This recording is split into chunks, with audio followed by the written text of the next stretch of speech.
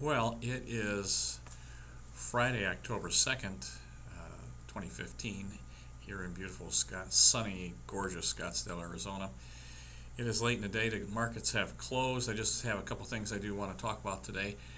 I keep pounding the table that we have an awful lot of volatility, but let me just get my disclosures out. I am not a licensed stock and bond dealer, nor am I a licensed financial planner. I am a real estate investment broker here in Arizona for a tremendous amount of years. It's getting longer and longer, and I'm pretty well versed in an awful lot of these investment classes because we compete with them, and we certainly understand that they need to be part of your portfolio. But just a part of your portfolio, there are times in the world when you really need to start thinking that maybe it's reallocation. We've been talking about reallocation for a number of months now. The volatility in the stock market is just unbelievable. This reminds me an awful lot of 2007, and I'm also have money in the stock market, but I have reduced my holdings to next to nothing. Some things I'm going short. Volatility has just really increased, so maybe I have 10 or 15% of my money in the stock market, but virtually nothing. I do believe that you need to have stock bonds. You need to have a balanced portfolio. I'm in the real estate business. We really strongly believe in real estate. I had the opportunity to talk to Dr. Glenn Mueller this week, and he reminded me that the diversification of real estate is pretty important in your portfolio, and I'm going to ask you again to really talk to your advisor and see if there's in some way that you can take some of the profits or some of your funds and reallocate out of the stock market. I think you still have a little time left in the bond market, but the bond market, of course, is at risk.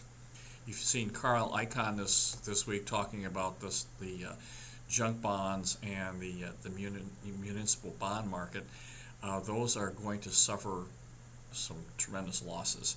So one really needs to start thinking about that. I know that everyone needs yield, but keep in mind we are in a zero interest rate environment. So yield is, the 8 and 9 and 10% days are pretty much over. Most of the institutional investors are looking for 4 or 5, and they're pretty happy with that. Particularly when you have a zero interest rate, you can get 400 basis points over, T-bonds or treasuries. So the 10-year I think is right around 2, so you can get 3 basis points over that. We can do pretty well in some very, very conservative investments in my world, where we just do some. I would say 80% of my clients are in single-family homes, and we rent those, and we do really, really well on them. They're very conservative. They pay monthly, but let's not talk about that. Here is what I'd like to bring forward today, is that we need to start thinking of diversification. Now, next year there's a new asset class going to be added to, and it's called, you have to excuse me, it's called the Global Industry Classification System. And what that does is it classifies most of the major asset classes in the world, and real estate is being added next year to a tune of 9.6%. So we're talking about the sovereign wealth funds, we're talking about CalPERS, we're talking about Norway, we're talking about sovereign wealth of Saudi Arabia, of endowments of Harvard, Yale. These places that are looking for yield in their portfolios are now going to be adding real estate. And in talking with Glenn Mueller, and of course he's a specialist, he's a professor with the University of Denver, and he is the real estate strategist for Dividend Capital out of Denver.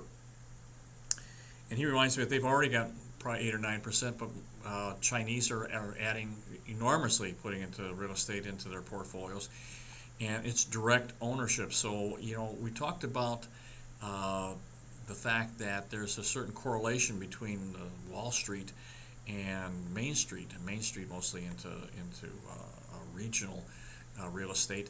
And of course, regional real estate is very hard to quantify, because that has a lot to do with demand factors. You have to do with job growth, you have to do with industry growth, it has to do with what the supply is and how the construction is. And so your correlation between a direct ownership and in most real estate and Wall Street is really well under 30%. So If you look at the real estate investment trust, which everyone says, well, I'm diversified because I'm in the real estate and the investment trust. This is not direct ownership. These things have been securitized. So when the stock market goes down, 80% of the time you are going to have some kind of an issue with the with your real estate investment trust security. So when you talk about real estate itself, direct ownership of real estate, if you have a Wall Street panic, you know, reasonably untouched on a lot of these. The correlation is not real strong. It could be as high as 30%, but that would be really, really high. You know, we had the 2008 through 2010 real estate meltdown, but of course that was our cycle. We had the real estate cycle and the stock market cycle come together, was why they call it the Great Recession. But if you go back to 2001, when you had the NASDAQ bubble burst, you had panic on Wall Street. Real estate just, we suffered a little bit, but just a little bit. I mean, holdings were basically untouched. And keep in mind that even during the 2008, 2009, 2010, our tenants just kept bringing their rent in each and every month. So reasonably uncorrelated.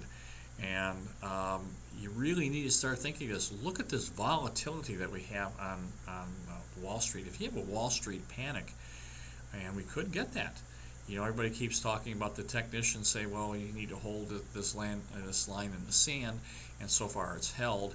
We're going to get a bounce, and you can see we open up today. I think we opened up a couple hundred points down, and we ended up for the day 100 points. So that's pretty drastic stuff. So I think you're going to get a bounce here, and if my greatest wish for all of you would be for you to take some money off the table, take a third, take a half of your stock portfolio and take it off. And I would say to you that I am looking for the greatest bull market in my lifetime. Now, keep in mind, I've been selling real estate since 1972. I've seen several really nice big bull markets. I've seen recessions too, so I'm looking for a recession, a slowdown. It's nothing to fear. This is the sixth or seventh one coming that I've been through in my life. You know, we go down for 18 months, 12, 24 months, and then we come back up. But I'm looking for that 2018, 2020, and I think we're going to boom. I think we're going to have the biggest boom we've ever seen in our lives. We just need to get there. Meantime, we'd have a bit of slowdown, but I think that you're going to have a slowdown in the real estate market, maybe a slight little bit of a correction, but it's a correction in an onward, ongoing bull market. Whereas in the stock market, I think that you're going to be looking at a bear market. In a bear market, you know, some of these things, you could lose 80, 90% of your holdings. Maybe they come back. But Dr. Mueller reminded me that 10 years ago, 50 to 60% of the S&P industry, they weren't there 10 years ago. So you have an awful lot of flux. You have an awful lot of flux. You have a lot of flexibility in these indexes. We see huge companies that you know, their fortunes are tied to what's going on in new innovation. Just think, I mean, we have Facebook, we didn't have that. LinkedIn, we didn't have that. Netflix just didn't exist, and now these are big, huge companies. And they replace, look at Blockbuster, used to be a huge, enormous company. Redbox and Netflix put them right out of business. So these are the type of changes that you have. But when you look at real estate is very slow, very conservative.